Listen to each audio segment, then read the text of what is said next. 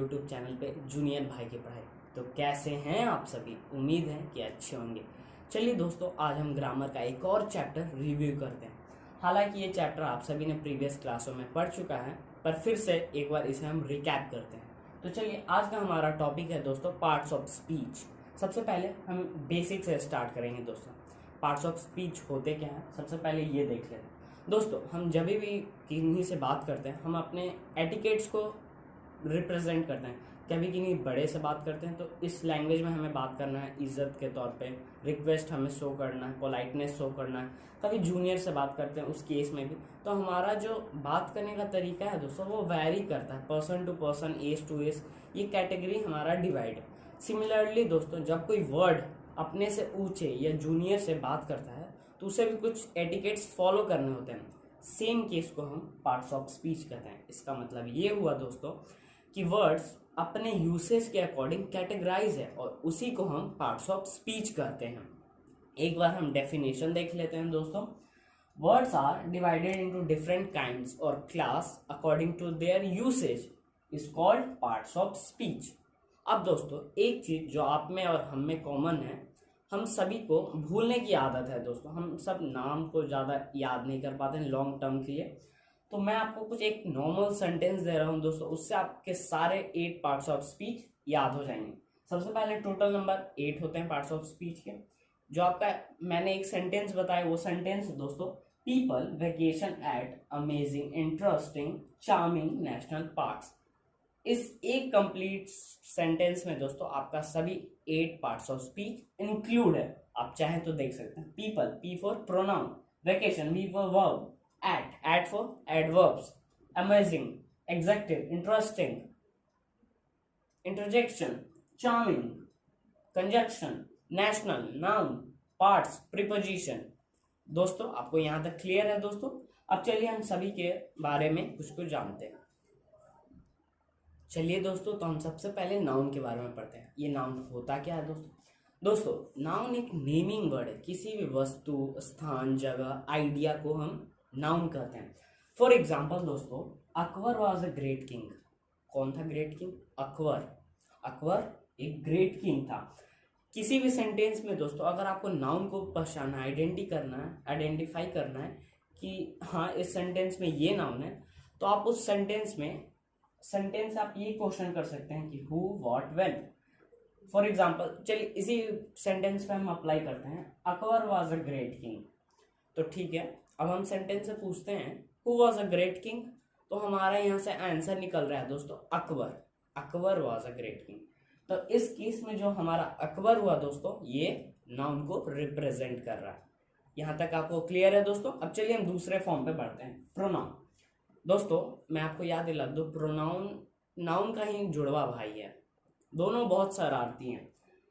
जब भी noun absent होता है तो प्रोनाउन प्रेजेंट होता है। प्रोनाउन का क्या काम है दोस्तों, उसका वर्क क्या है?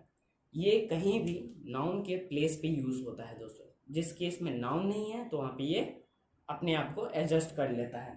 इसका डेफिनेशन ये है दोस्तों, it is used at a place of a noun. For example दोस्तों, एग्जाम्पल से ज्यादा क्लियर हो जाएगा। John is absent. मैं बार बार जॉन का इसलिए एग्जाम्पल लेता हूँ दोस्तों क्योंकि जॉन सीना एक मेरा फेवरेट रेसलर है। तो John is absent because he is ill. अब दोस्तों, आप मान के चलिए यहाँ पे ही को अज्यूम मत करिए, आप उसे कुछ समय के लिए आप हटा दीजिए। Because John was ill, John is absent because John was ill. तो क्या दोस्तों ये बार बार आपको रिपीटेशन सुनकर कुछ ऑकवर्ड फील नहीं हो रहा है? John John John. तो इसी रिपीटेशन को घटाने के लिए दोस्तों हम प्रोनाउन का यूज करते हैं, और यहाँ पे जॉन हमारा नाउन हुआ दोस्तों। एक और एग्जाम्पल हम लेते हैं दोस्तों, जैसे महात्मा गांधी एक महान पुरुष थे, उन्हें फादर ऑफ नेशन कहा जाता है। उन्हें, मैंने यहाँ पे उन्हें को कहा, ये प्रोनाउन है दोस्तों। समझे दोस्तों? अब चलिए हम दूसरे फॉर्म पे बढ़ते हैं।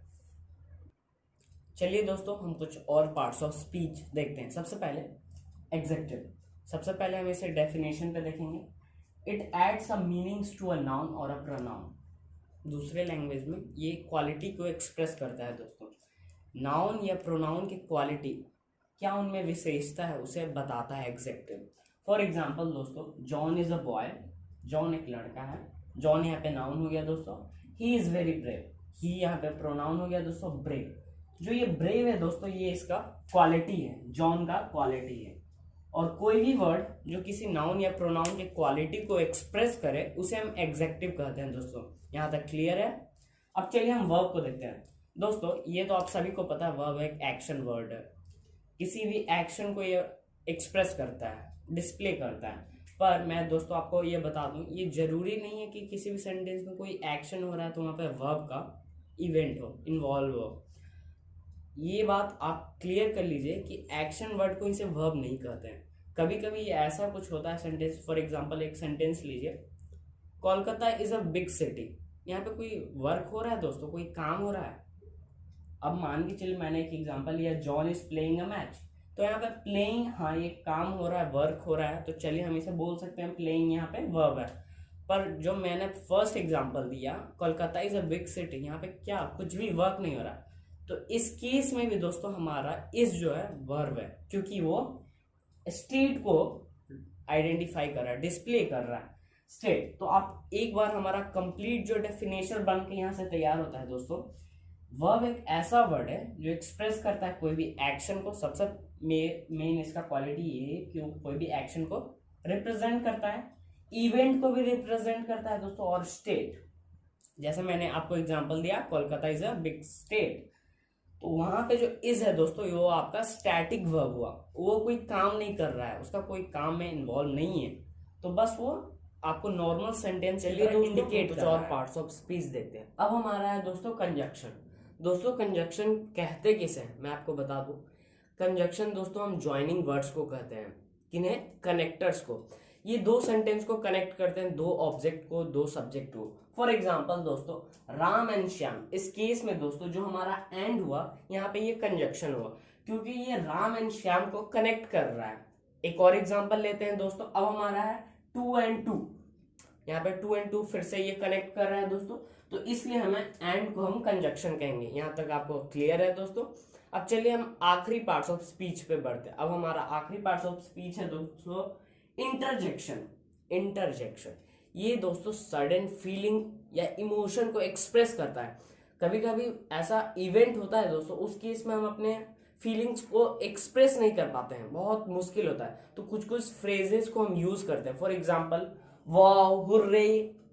तो ये जो फ्रेज है दोस्तों वाओ, हुर्रे, ये आपको सडन फीलिंग को एक्सप्रेस कर रहा है। फॉर एग्जाम्पल एक सेंटेंस लेते हैं दोस्तों, hurray we won the match. तो इस केस में ये क्या दर्शा रहा है दोस्तों कि हाँ आप मैच जीत गए, आप बहुत खुश हैं, पहले से उसके लिए एक्साइटेड थे, आप जीत गए तो बहुत खुशी है आपको। एक और सेंटेंस लेते हैं दोस्तों, wow you have cracked RIMS entrance exam. तो इससे बड़ी खुशी क्या हो सकती है दोस्तों? तो सेम दोस्तों वाओ, हुर्रे, ये आपका इंटरजेक्शन हुआ। आपको यहाँ तक क्लियर है दोस्तों? Hope this video was useful to you. तब तक के लिए all the best. This session was helpful to you. Please like, subscribe and share it. Thanks for watching.